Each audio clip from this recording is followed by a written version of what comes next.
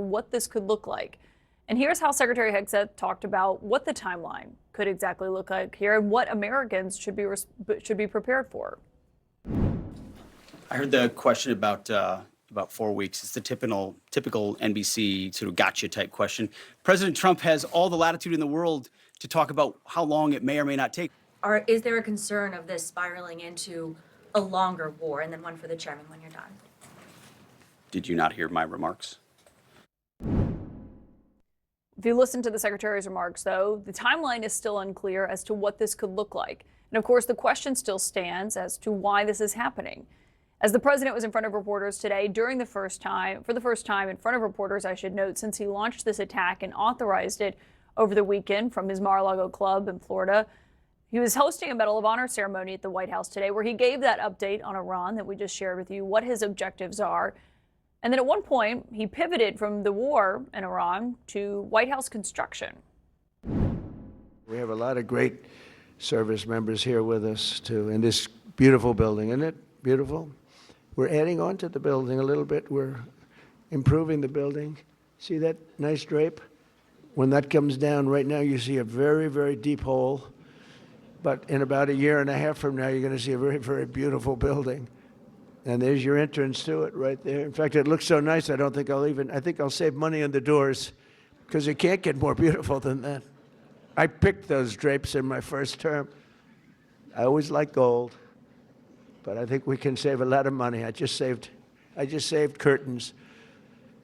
But, and it'll be spectacular. It'll be the most beautiful ballroom. I believe it because I built many a ballroom. I believe it's going to be the most beautiful ballroom anywhere in the world.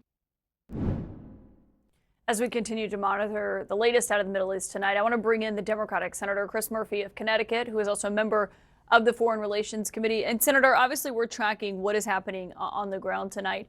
But in terms of overall, for people who are sitting at home and watching and wondering what is happening here, is it clear to you, based on what we've heard from the administration, why the United States is at war with Iran right now? Of course, it's not clear. I mean, this is incompetent and ham-handed leadership. They all have different reasons for attacking Iran.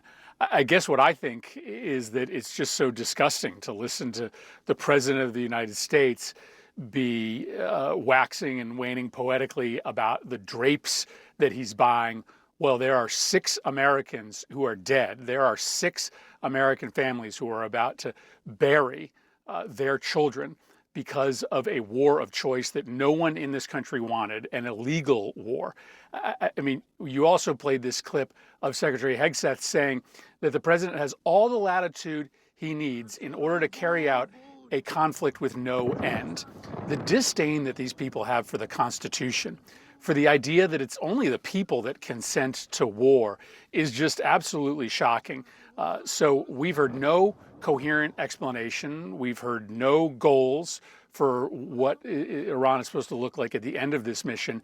And the region is spiraling out of control. American casualties are mounting. Billions of dollars in taxpayer money is being misspent.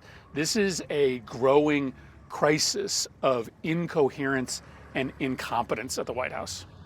Both Secretary Hegseth and Vice President Vance have said